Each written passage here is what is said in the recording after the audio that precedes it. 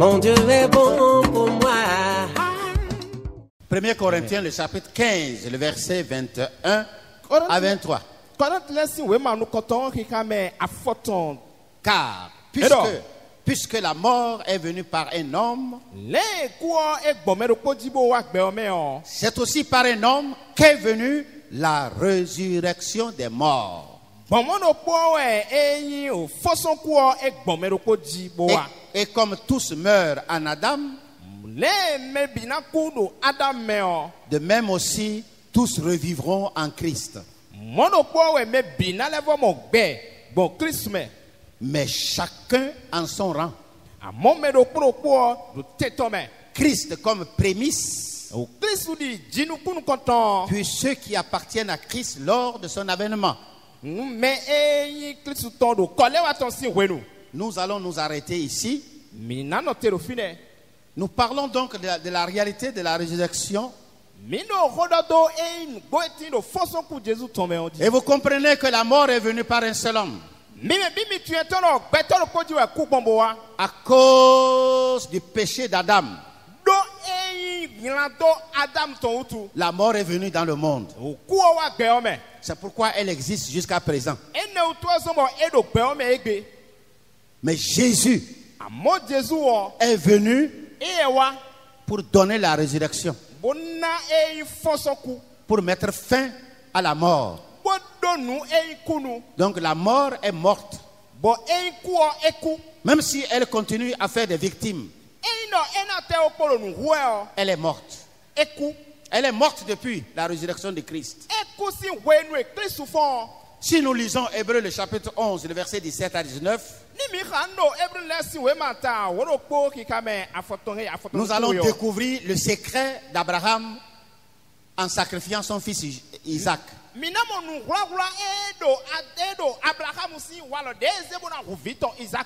Abraham croyait en la résurrection des morts. C'est lui le premier croyant. C'est de lui que nous descendons. Nous qui sommes croyants, nous avons hérité de sa foi. Le secret d'Abraham en acceptant sacrifier son fils, c'était du fait qu'il croyait en la résurrection des morts. Hébreux le chapitre 11, le verset 17 nous dit, Hébreux 11, 17 nous dit, Hébreux 11, 17 et 19. C'est par la foi qu'Abraham offrit Isaac. Lorsqu'il fut mis à l'épreuve et qu'il offrit son fils unique, lui qui avait reçu les promesses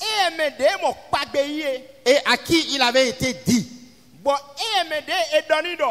en Isaac sera nommé pour toi une postérité. Abraham maintenant, il pensait que Dieu est puissant même pour ressusciter les morts.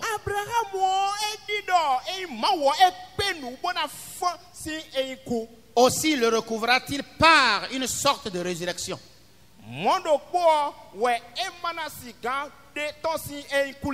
Dieu avait dit à Abraham, prends ton fils, ton unique, celui que tu aimes. Il précise Isaac. Et va-t'en au pays de Morija. Et là, offre-le en holocauste sur une montagne que je te dirai. Vous trouvez cela en Genèse 22, 2. Telle était la demande de Dieu à Abraham. La demande n'avait pas d'ambiguïté, il n'y avait pas d'incertitude. Elle était claire. Elle était précise. Elle était nette. Prends ton fils. Il n'a pas dit Ismaël. Non. le livre des Hébreux vient nous montrer le secret qui a fait que Abraham ait réussi à ce test-là.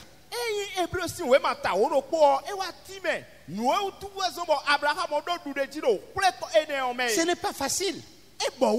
Prendre ton fils que tu as eu dans la vieillesse, le seul que tu as, l'idole de la famille, sur laquelle on sacrifie tout, amour, affection et tout. Comment prendre ce fils qui avait déjà 16 ans, je crois. Et Abraham a pu obéir à une telle recommandation.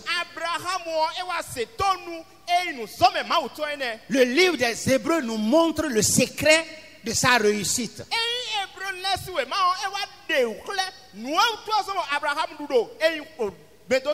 Il croyait en la résurrection des morts. C'est ce qui lui a donné la force d'obéir et de réussir à ce test.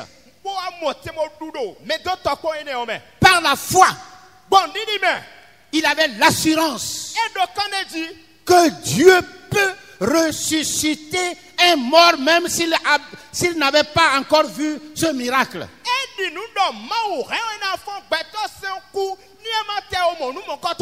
Il savait que s'il offrait son fils Isaac en sacrifice,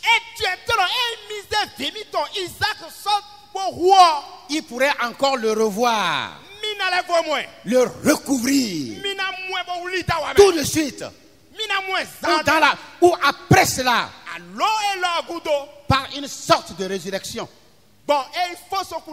C'est ce qui lui a donné la force. Et il a amené son fils qui avait 16 ans. Son fils étonnait qu'il n'y avait pas l'agneau pour l'holocauste. Le feu est là, les bois sont là. Mais Isaac s'étonnait, il n'y a pas le bélier, il n'y a pas l'agneau pour l'holocauste, mon père.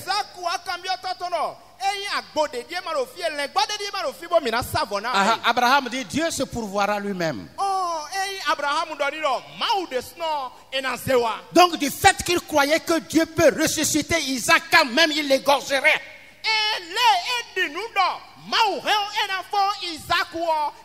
lui a donné la force d'obéir à Dieu. Isaac va revenir avec lui. Si Isaac meurt, son Dieu est capable de ressusciter. La foi en Dieu nous amène à faire des actes de folie. Des actes que celui qui n'a pas la foi ne pourra jamais faire. Oui, c'est ce qu'il a fait. Abraham était un croyant vraiment qui avait la foi en Dieu. Malheureusement, notre foi est bancale. Réellement, nous ne savons pas mettre notre foi en Dieu. Il semble que nous avons des doutes sur les déclarations bibliques. Abraham croyait que son jeune homme à l'âge de 16 ans, un adolescent, quand il a pris, il a commencé à le lier. Isaac s'étonnait, mon père me lit, qu'est-ce qu'il y a? Laisse mon fils. Obéis simplement. Il est temps sur le bois. Il prend le couteau. Isaac est là. Et Dieu dit non. Tu ne feras pas cela. Oui. À cause de la résurrection. Si je gorge mon fils, Dieu est capable de le ressusciter. Est-ce que par votre foi vous pouvez faire des œuvres extraordinaires? On raconte l'histoire d'un serviteur de Dieu C'était des moments où il y avait la persécution. Vous savez, les empereurs romains ont persécuté les chrétiens. Ils en ont tué et brûlé beaucoup. Un serviteur de Dieu a été arrêté par un roi. Le roi lui a dit: aujourd'hui, je vais t'arracher tous tes biens. Il a regardé le roi, il a ri, il a dit: oh, mes biens ne sont plus ici, bah, ils sont partis au ciel. Les biens, tu ne peux pas les atteindre. Mes biens sont au ciel. Tu ne peux pas les atteindre. Le roi le regarda farouchement et lui dit: je vais te tuer. Tu vas te tuer aujourd'hui. Il a dit: oh, je suis déjà mort avec Christ il y a longtemps. Je suis un mort. Je suis déjà mort avec Christ. Et je suis vivant avec lui. Le roi regarda la foule. Et il dit: que peut-on faire avec des gens pareils? Que peut-on faire avec des gens pareils? On ne peut rien. Oui, mes chers frères. Cet homme croyait en la résurrection des morts. Et il n'a pas eu peur du roi. Roi, si tu me tues, oh, je suis vivant déjà avec le Seigneur Jésus. Je suis mort déjà avec le Christ et je suis ressuscité. Nous, chrétiens, nous ne négligeons pas de nous soigner quand nous sommes malades. Nous ne nous suicidons pas. Nous ne nous livrons pas à l'euthanasie. Nous n'acceptons pas cela. Mais quand le moment arrive où Dieu dans sa souveraineté nous rappelle à la maison, nous partons les bras ouverts vers le ciel. Que le nom du Seigneur soit glorifié. Alléluia. Amen. Nous avons une autre vie au-delà de la tombe. En dehors d'Abraham, allons-y découvrir un autre patriarche du nom de Job. Job croyait en la résurrection des morts. Job 19, à partir du verset 25 jusqu'au verset 27. Job 19, 25 à 27. Dans son adversité, dans sa souffrance, dans ses épreuves, Job dit: mais je sais que mon Rédempteur est vivant.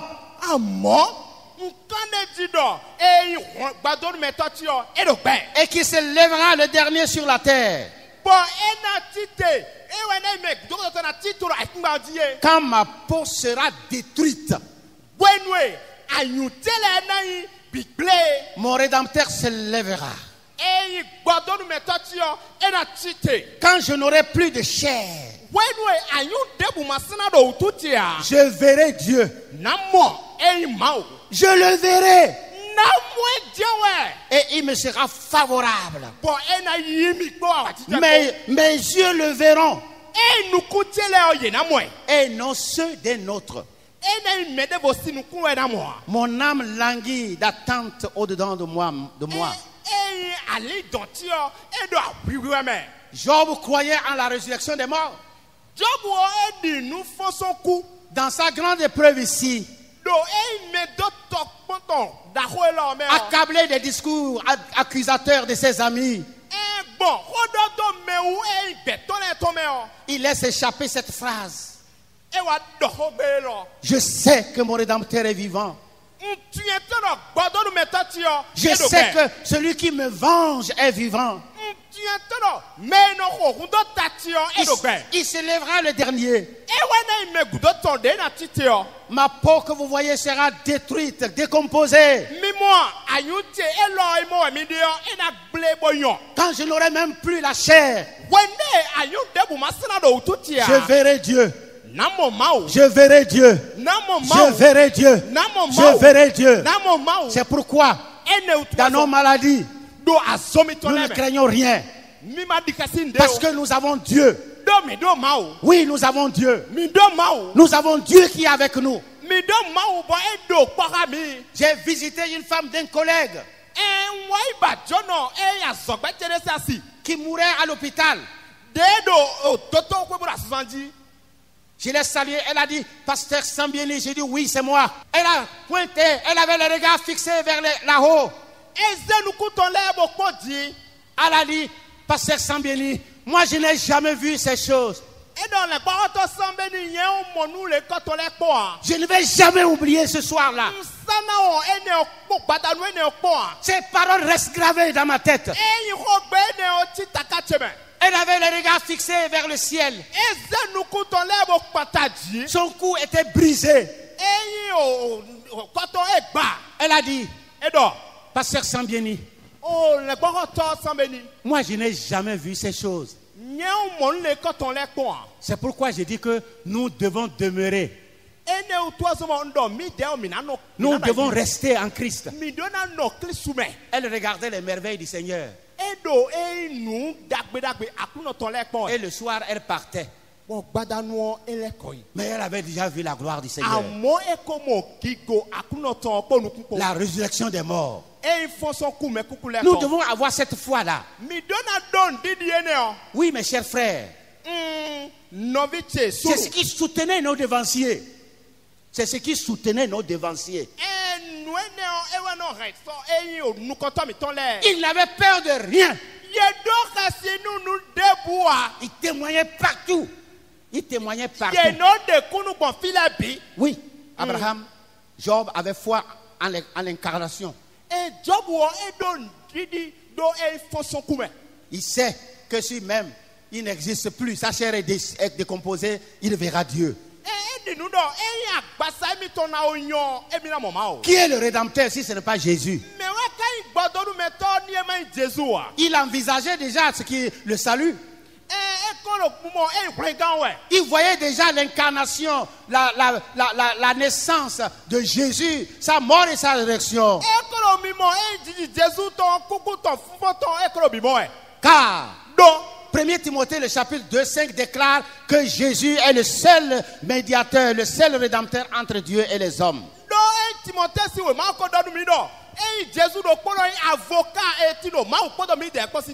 Et Job voyait cela déjà. Il entrevoyait le rédempteur, il entrevoyait la mort, la naissance, la mort et la résurrection du Rédempteur.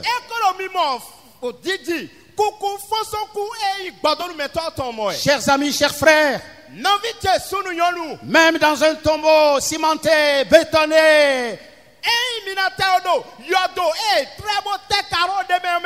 je ne sais où nous serons enterrés. Dans ce tombeau cimenté, bétonné, nous sortirons à la rencontre de notre Seigneur dans les airs. Et ensemble avec les vivants, nous irons à la rencontre de Jésus-Christ. Jésus-Christ que nous avons aimé sans l'avoir vu. Nous le verrons par les yeux d'un autre. Nous le verrons face à face. La mort ne peut rien contre nous. Vous savez, dans la vallée des ossements desséchés qu'Ézéchiel a vu, Ézéchiel 37:1, Dieu pose la question suivante au prophète, fils de l'homme.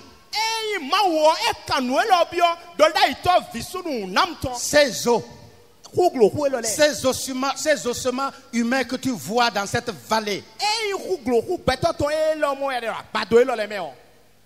est-ce qu'ils pourront revivre? Pourront-ils revivre? Le prophète dit, tu le sais. Et après cela, le Seigneur ordonna qu'il prophétise sur ces os desséchés.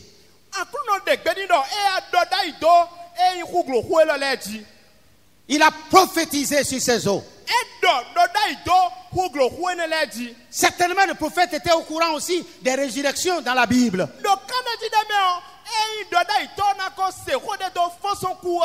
Il savait la résurrection de la fille de la Sunamite, du fils de la Sunamite. Dans 2 Roi 4, 18. Il savait aussi qu'un jeune homme a été jeté dans le tombeau d'Élisée. 2 Roi 13. 20 à 21. Quand le mort a touché les os d'Élisée, il est revenu à la vie. Il connaissait aussi qu'Enoch est parti au ciel, Élie est parti sous l'attraction de la puissance de Dieu. La mort a été vaincue. Enoch n'est pas mort. Élie n'est pas mort. Déjà, Dieu voulait montrer au monde entier qu'il a la victoire sur la mort. Et certains miracles dans la Bible viennent étayer ce que nous disons.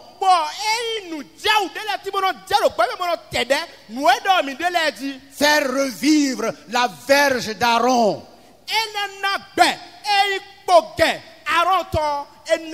Un bois sec qu'Aaron tenait sous la puissance de Dieu. Dieu a fait pousser des boutons, des fleurs sur cette verge. Nous lisons cela dans Nombre, le chapitre 17, verset 8. Non seulement la verge a fleuri, elle a produit des amandes, elle a produit des fruits. Ce qui montre la puissance vivifiante de Dieu pour relever ce qui est sec, ce qui est mort. Qu'est-ce que le monde peut nous faire? Nous tuer? Nous tuer? Oh, il nous amène vite au ciel, ça. La maladie, elle ne peut rien. Parce que nous avons la victoire. Oh, Christ nous a montré cette victoire. La mort est venue par un homme. Et par le deuxième Adam, Christ, la résurrection est venue. La vie ne finit pas à la tombe. Non, non, non, non, non. La vie continue. Mais laissez-moi vous dire, heureux ceux qui auront part à la première résurrection. Que vous soyez morts, que nous soyons morts, nous aurons part à la première résurrection. Et nous jouirons de tous les avantages, de tout le plaisir, des 1000 ans que Jésus offre à son peuple. Ici-bas, nous n'avons que 70 ans, 75 on meurt. Mais après cela, quand la trompette sonnera, que nous soyons vivants ou morts, nous partirons. Là, c'est là la première résurrection. Et nous rencontrons le Christ dans les airs. Nous allons fêter avec lui les noces de l'agneau.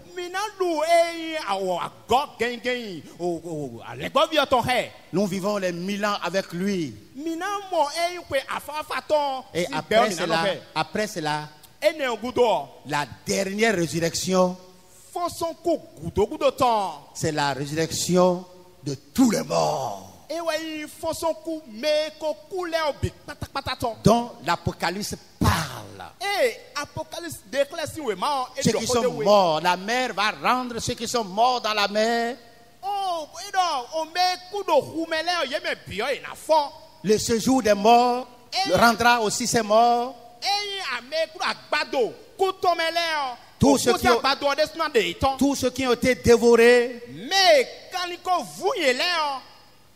ils reviendront tous à la vie.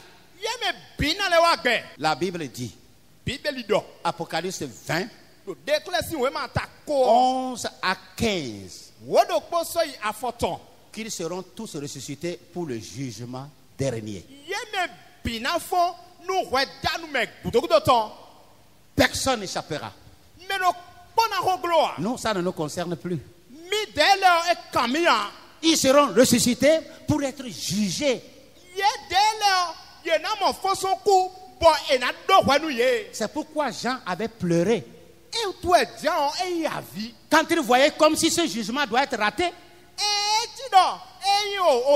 Dieu lui a dit non, non, non. L'agneau de Dieu a vaincu.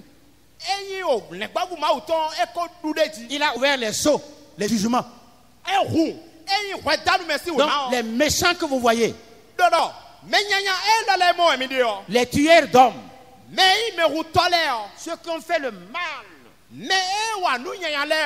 ceux qui ont tué, ceux qui ont fait du mal, beaucoup de mal dans ce monde, ils reviendront tous à la vie pour être jugés. C'est ça qu'on appelle le dernier jugement. Et quiconque ne fut pas trouvé écrit dans le livre de vie fut jeté dans les temps de feu. Et c'est fini ça.